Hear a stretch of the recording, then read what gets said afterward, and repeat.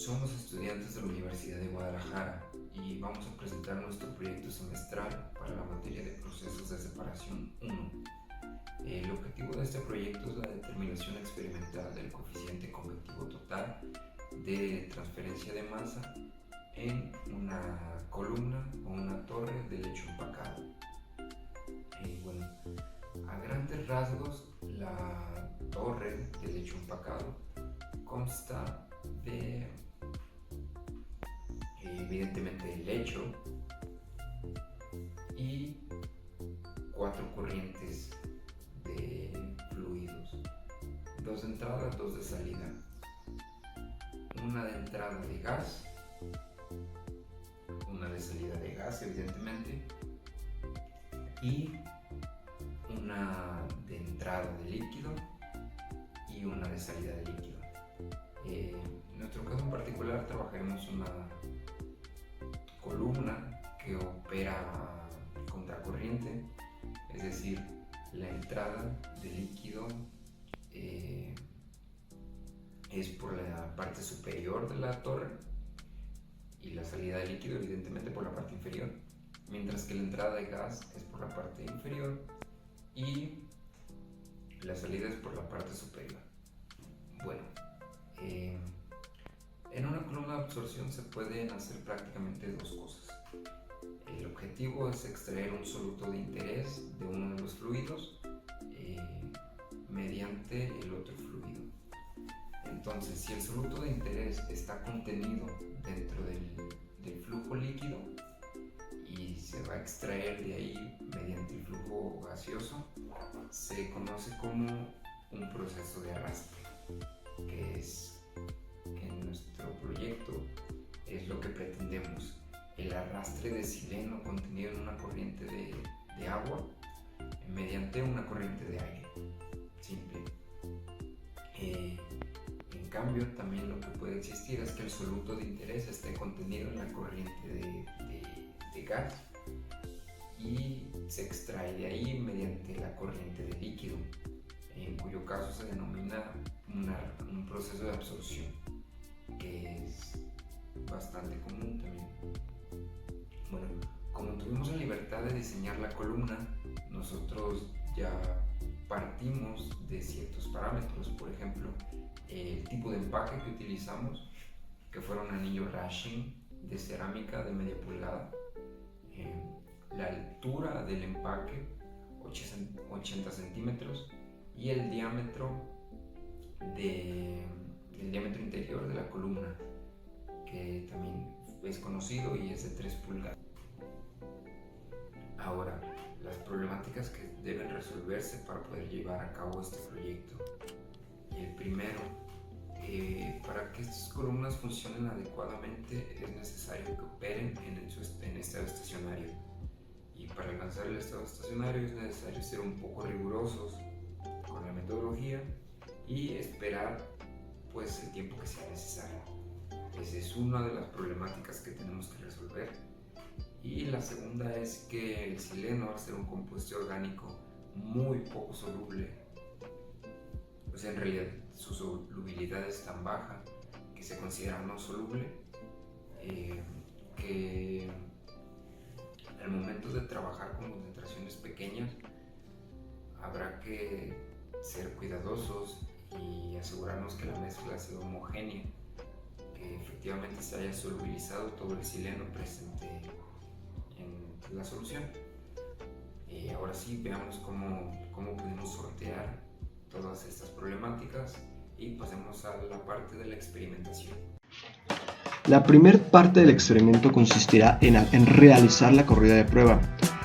Esta se hace para verificar que el funcionamiento de todos los componentes del equipo y de los instrumentos que estamos utilizando funcionen de manera adecuada, además de encontrar fallas visuales y ver cómo es que el empaque se va mojando, impregnando de líquido de manera adecuada a través de la altura de la columna.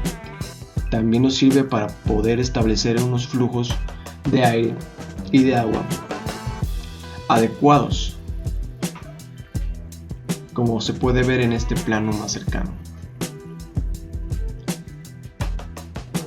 La siguiente parte consistirá en la inundación, la cual tiene como objetivo el poder verificar de manera visual cómo es que se inunda la columna totalmente, y además de poder ver si existen fugas en los componentes del sistema, ya sea mangueras, conexiones, etc.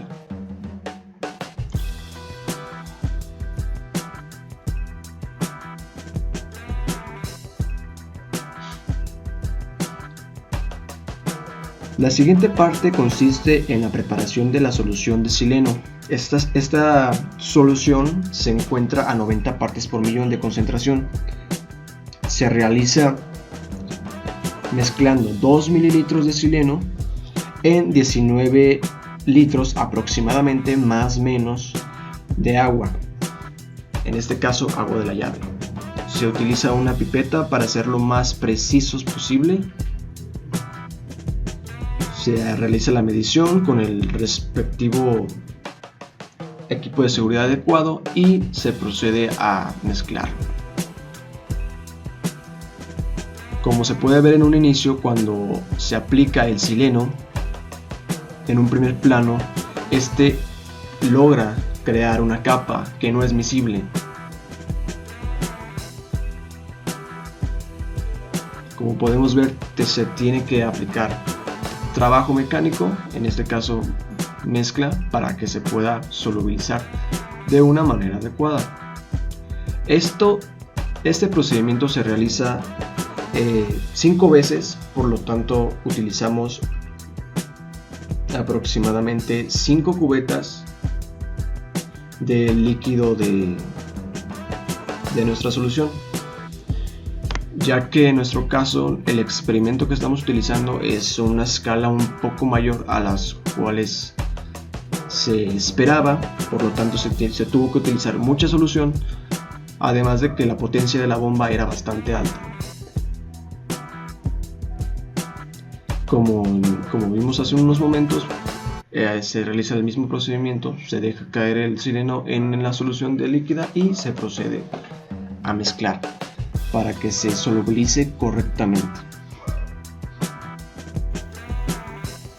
La siguiente parte del experimento fue algo que no nos salió muy bien, pero consistía en cuantificar el flujo de agua, midiendo cuánto tardaba el flujo, el aire, en sacar todo el agua de la bureta. Al final del día decidimos utilizar un rotámetro para ser más exactos con la medición de flujo. Ya con todas nuestras variables puestas, procedemos a realizar las corridas, el experimento completo de manera continua. Esto lo logramos simplemente utilizando un recipiente estático, una cubeta estática, y irla llenando conforme se fuese vaciando.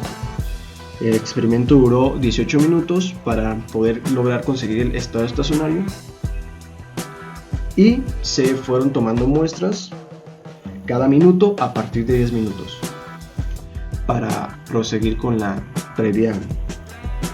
posterior medición de la concentración. Aquí podemos ver cómo es que se va llenando el flujo de agua y cómo es que va fluyendo, cómo es que está ocurriendo el arrastre. La siguiente parte del experimento consistirá en la preparación de una curva de calibración para la determinación de la concentración de la muestra a partir de una solución con 90 partes por millón. Esto diluyéndola 5 veces, obteniendo 5 muestras para obtener una curva de calibración adecuada. Una curva de calibración, me refiero a que el método que utilizaremos será mediante absorbancia, ley de Lambert-Beer. Utilizamos un espectrofotómetro para realizar estas mediciones de manera adecuada. Todas estas muestras se realizan en matraces aforados de 10 mililitros, utilizando pipetas graduadas, y como les menciono, Aquí hay un plano en el cual nos vemos a nosotros realizando las evaporaciones y las mezclas adecuadas. Primero preparamos el blanco, en el cual es agua de la llave, H2O. La primera muestra es la más diluida, la cual es de 9.12 partes por millón de sileno. La segunda es de 27.37 partes por millón. La tercera muestra es de 54.75 partes por millón. La cuarta es de 73. Y la quinta, pues es la original, de 91.26 partes por millón.